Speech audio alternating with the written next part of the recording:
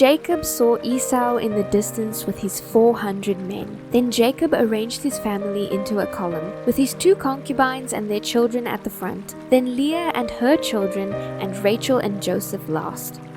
Then Jacob went on ahead.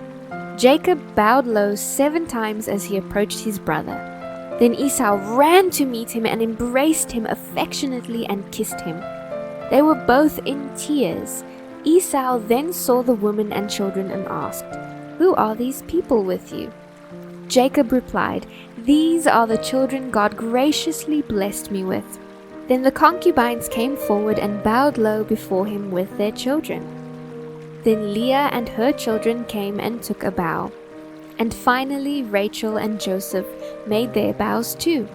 Esau then asked, "What were all the flocks and herds I met as I came?" "They are gifts, my lord, to ensure your goodwill," said Jacob. Esau answered, "Brother, I have plenty. Keep what you have." Jacob replied, "No, please do accept them, for what a relief it is to see your friendly smile. It is like seeing the smile of God. God has been very generous to me, so please take my gifts. I have more than enough."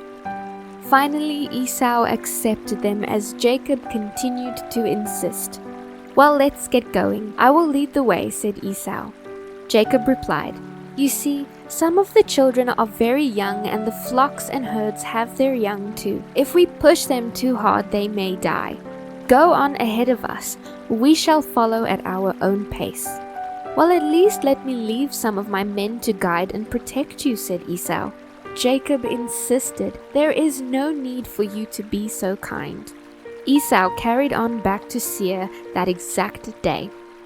In the meantime, Jacob and his household traveled to Succoth. He then built himself a house and shelter for his flocks and herds. This is the reason the place was named Succoth. They then arrived safely at Shechem in Canaan and set up camp outside town. Jacob bought the land they had camped on from the family of Hamor, Shechem's father. It costed Jacob 100 pieces of silver. There he built an altar and called it El Elohe Israel. One day, Leah's daughter Dinah went to visit some of the young women who lived in the area. The local prince Shechem, son of Hamor the Hivite, saw her. He then took her and raped her. Shechem's love for Dinah was strong, and so he tried to win her affection. He had even spoken to his father about her. "Get this girl for me, I want to marry her," he demanded. Jacob soon found out that his daughter had been defiled, but he waited for his sons to come back from the fields before he did anything. Meanwhile, Hamor, Shechem's father, came to discuss the matter with Jacob. Just as Jacob's sons were coming from the fields, Hamor had arrived. They were furious and shocked that their sister had been defiled. Shechem had done a disgraceful thing to Jacob's family. Hamor then said to Jacob and his sons, "My son is truly in love with your daughter. He longs for her to be his wife. Please let him marry her. We invite to let your daughters marry our sons, and we will give our daughters as wives to your young men. You may live among us. The land is open to you. Settle here and trade with us. You are free to acquire property among us." Shechem then addressed Dinah's father and brothers. "Please be kind to me and let me have her as my wife. I will give whatever you want, no matter what dowry or gift you demand, I will pay it." Because of what Shechem had done to Dinah, her brothers deceived Shechem and Hamor. They said to them, "We could not possibly allow this as you are not circumcised. It will be a disgrace for her to marry a man like you. But here is a solution.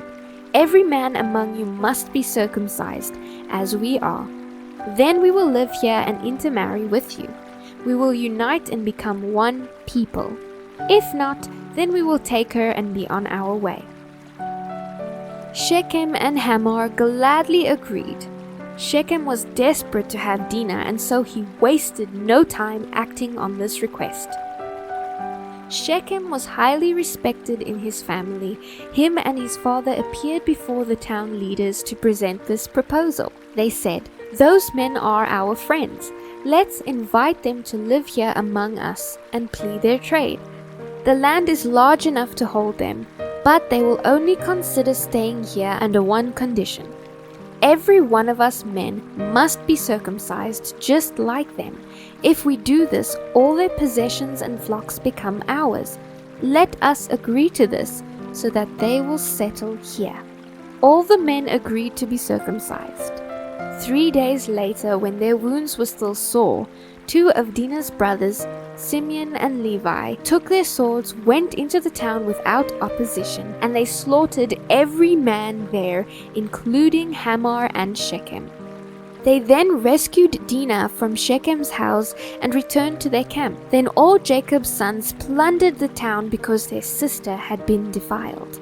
They seized all the flocks, herds, and donkeys, everything they could lay their hands on, whether it were inside or outside the town. They had also taken all the women along with the children, with every kind of wealth. After all this, Jacob said to Levi and Simeon, "You have made me stink among all the people of this land. We are so few that they will come and crush us. We will all be killed." Angrily they retorted, "Should he treat our sister like a prostitute?"